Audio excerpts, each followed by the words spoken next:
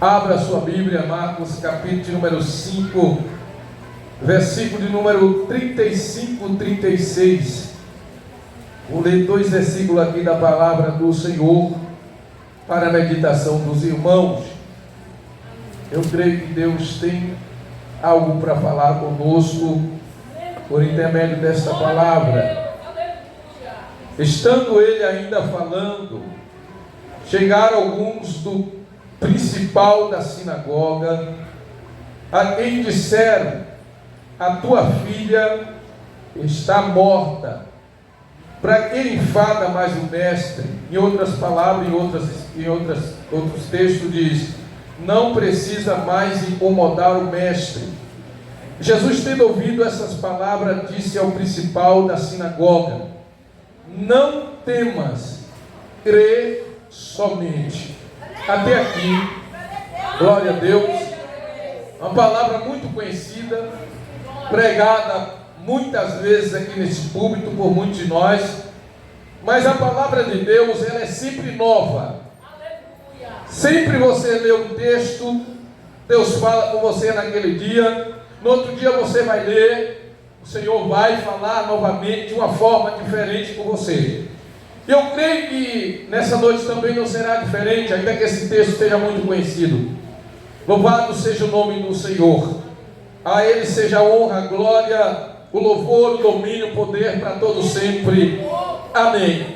A Bíblia, ela diz em Atos dos Apóstolos, capítulo número 9, capítulo número 10, versículo 38, como Deus, Ele ungiu Jesus com o Espírito Santo e com o poder, o qual andou fazendo o bem, curando e libertando os oprimidos do diabo.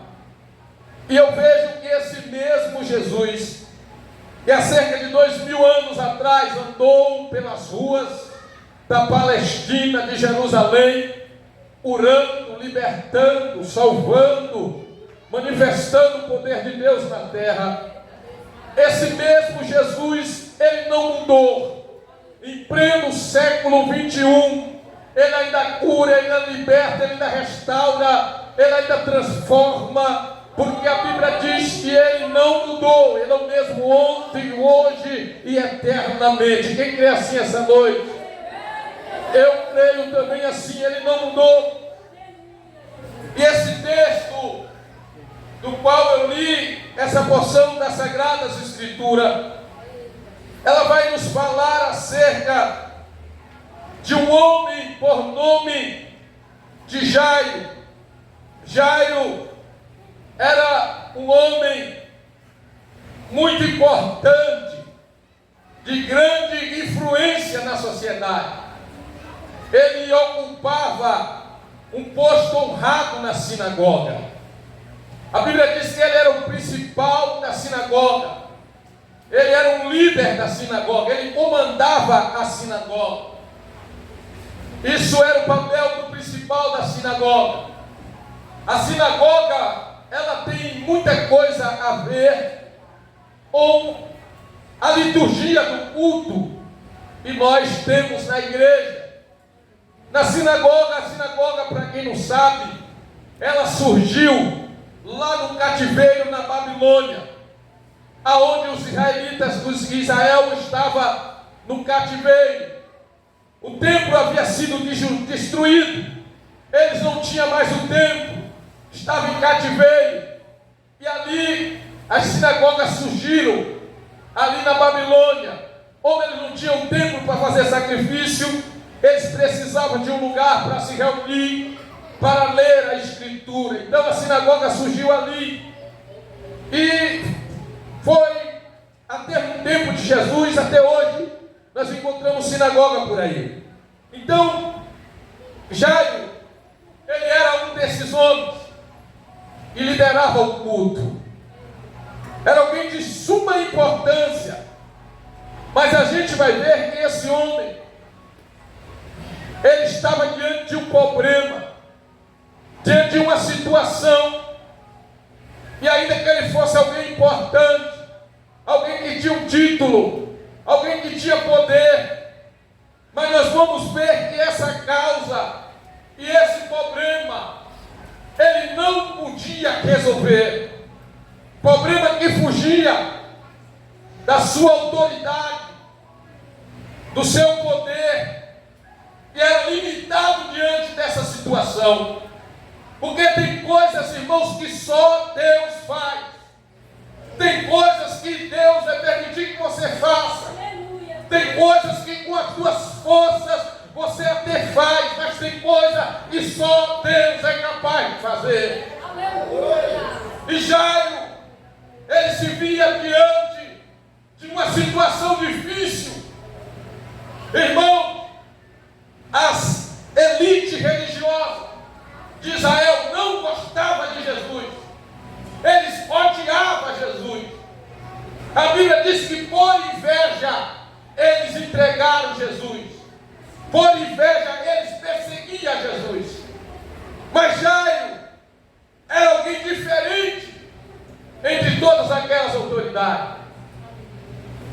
A Bíblia vai dizer, isso aqui nos chama muita atenção, porque a Bíblia vai dizer que ele foi ter com Jesus e ele se prostrou, ele se curvou diante de Jesus, ele se humilhou. Eu creio que ele entendeu que diante dele estava alguém com autoridade maior do que ele, mas também ele sabia que ali estava alguém capaz de resolver o seu problema. Aleluia, glória a Deus. Deus, Senhor, palavra para teu coração aqui essa noite. Quem sabe todo esse tempo você tem corrido de um lado e para o outro, buscando ajuda, buscando solução. Mas nessa noite é tempo de buscar em Deus. É tempo de buscar em Deus. Você já usou os teus recursos, as tuas forças. Você já gastou dinheiro, mas nessa noite há alguém que você precisa buscar. Alguém que você precisa confiar, e Ele pode fazer muito mais além daquilo que nós pensamos. Ele tem poder para isso. Cabe você querer buscar nessa noite. Jairo, ele sai e ele vai buscar ajuda em Jesus. Ele vai buscar socorro em Deus. A Bíblia diz, irmão, no Salmo 46, versículo 1, que Deus é o nosso refúgio e fortaleza e socorro bem presente na hora da angústia. Você quer ver alguém do teu lado te assistindo em todos os momentos da sua vida? É Deus quando é buscado. Ele disse: buscar-me-ei e me acharei quando me buscarde de todo o vosso coração. Deus, a Bíblia diz que enquanto Israel buscava, Deus ele achava. Mas quando ele deixava de buscar a Deus, ele não encontrava. Glória a Deus.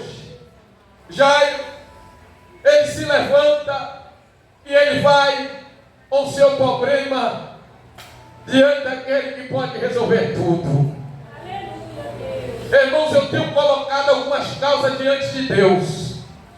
Eu não tenho me decepcionado.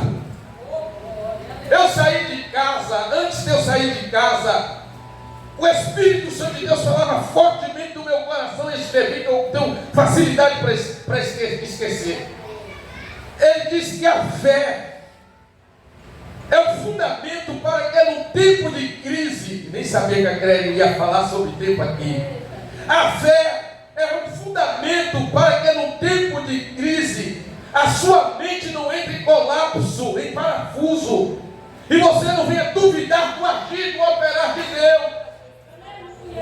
A fé é o instrumento necessário para no momento de crise você permanecer firme e saber que o teu Redentor vive e por fim se levantará sobre a terra. No momento mais difícil da vida de Jó, no tempo de crise tão difícil, aleluia, glória a Deus.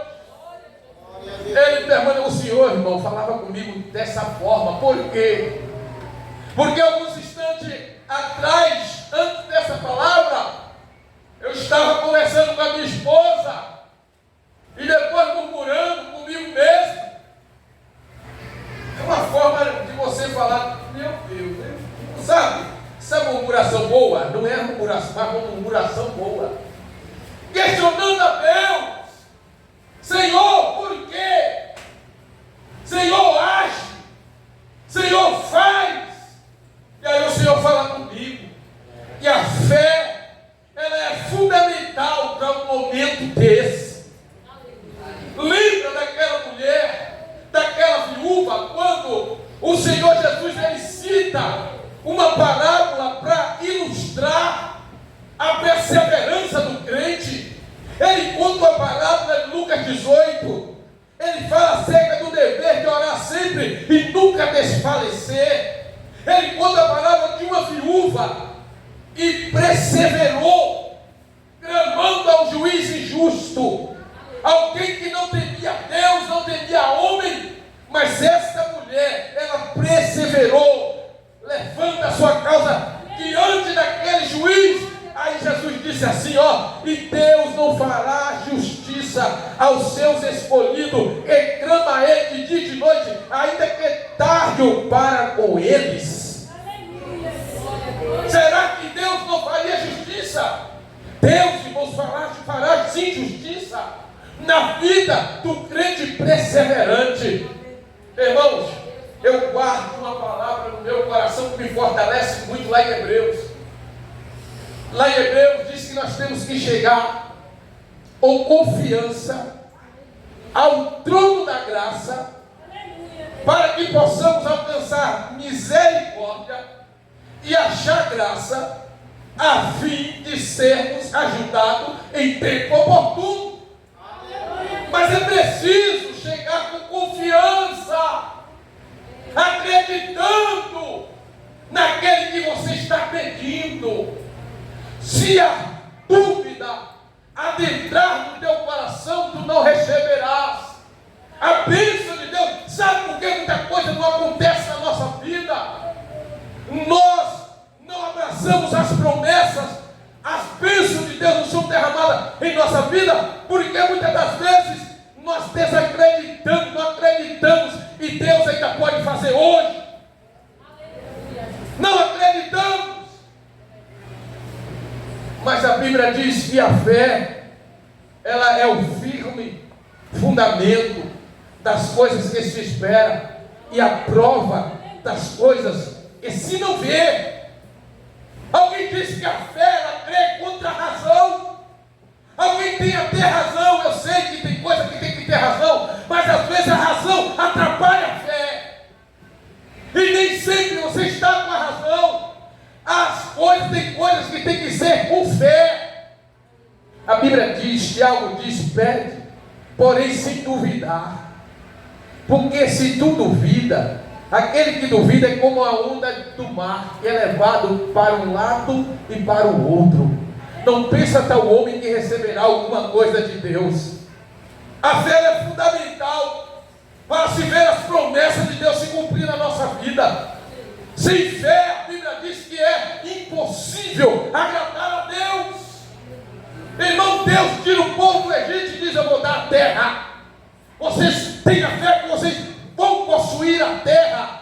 A Bíblia vai dizer em Números capítulo 13, e Deus disse para Moisés: Moisés, envia 12 espias para que espie a terra, e eu hei de dar aos filhos de Israel. Moisés separa 12 homens de cada tribo e envia, dá um relato para ele: veja como que é a terra, veja qual é o povo que está lá. Eles sobem 40 dias observando a terra prometida, mas quando aqueles homens eles descem, eles chegam até Moisés e os líderes e dá o relato, mas aqueles homens que deveriam acreditar em Deus, 10 covardes, 10 medrosos, porque 2 entre eles, Josué e Caleb, permaneceram fiel, confiando em Deus.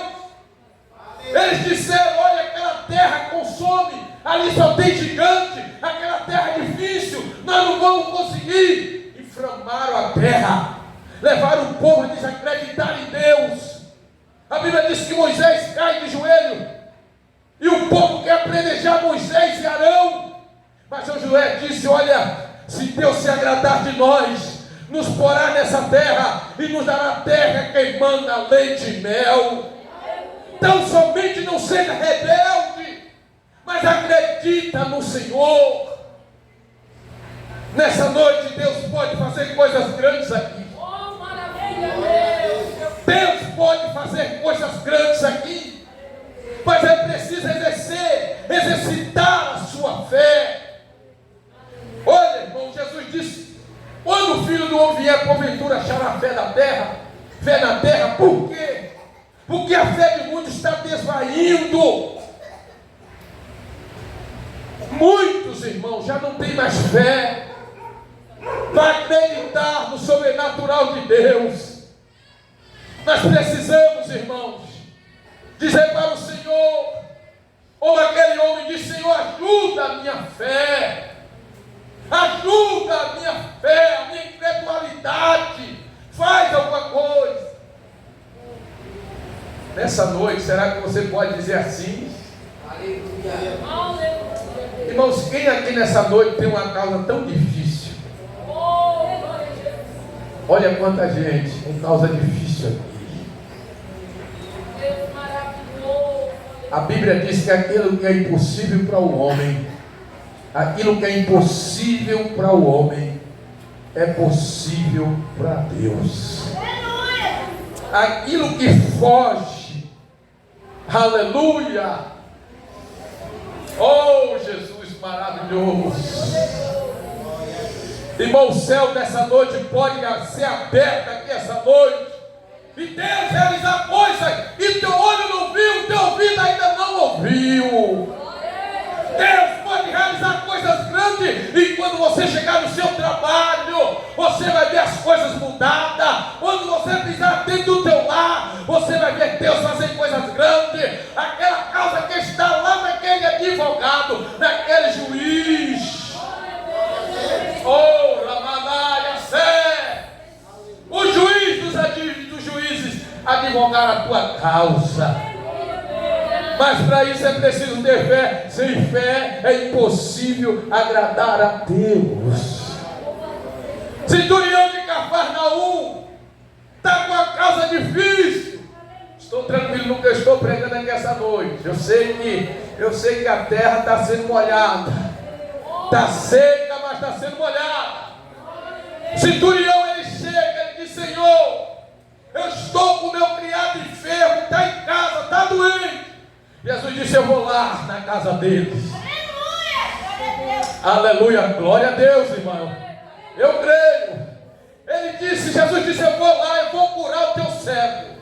Ele disse: Senhor, eu não sou digno do que entre debaixo do meu telhado, mas fala apenas uma palavra.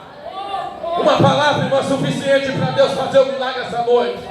Uma palavra é suficiente para o Senhor determinar a cura, a libertação, a mudança nesta noite, se tu crer. Se tu crer, tu verás a glória de Deus. Se tu crer, tu verás dias melhores. Se tu crer, tu verás tempo de colheita. Nesta noite, eu creio, porque tudo é possível ao que crê. Aquilo que foge do meu, do teu controle, se tu crê, caiu nesta noite no controle de Deus. Se tu crê, nesta noite caiu no controle de Deus. Fugiu do teu controle, da forçada, você perdeu todo o controle, perdeu o domínio. Mas se tu crê, nesta noite tu verás a glória de Deus. Tu verás Deus fazer coisas grandes. Marta disse para Jesus: Senhor, se tu estivesse aqui. Mas Jesus havia chegado. Mas Lázaro é 4 dias que ele está morto. Não importa, eu sou a ressurreição e a vida. Se crê em mim, ainda que esteja morto, ressuscitará.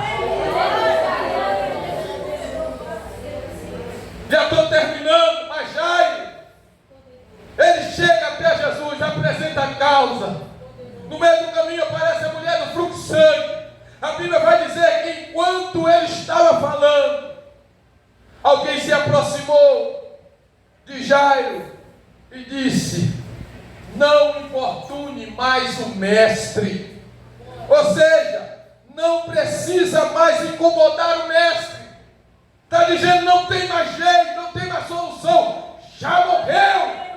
Deixe o mestre em paz. Não dê a tua causa por perdida.